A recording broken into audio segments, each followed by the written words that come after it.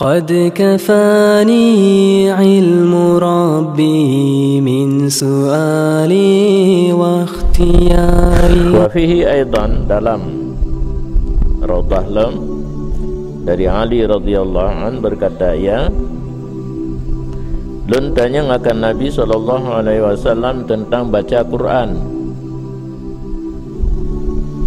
dupna kelebihan baca Quran. Jadi yang pertanyaan tentang kelebihan baca Quran, waktu dia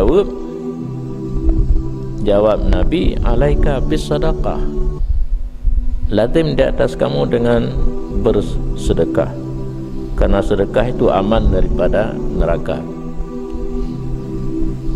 Jadi nak jawab kelebihan baca Quran, gium sedekah. Sedekah salah satu jalan mangat aman baik dalam neraka. Lun tanya lam wassalah alik, hana ni jawab tentang kelebihan baca Quran. Lun tanya jino kelebihan selawa geron. Ditukar pertanyaan, tetap jawab Nabi, alaika bis sadaqah, lazim di atas kamu dengan sedekah, karena sedekah itu fil qalbi. Puan adalah ibaratnya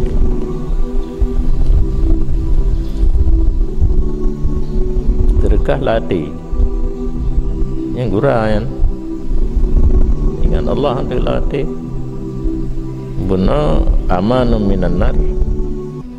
Kadang ini amanum fil qalbi, aman dalam hati, keimanan dan yang tetap menyenatang sedekah han bolak balik.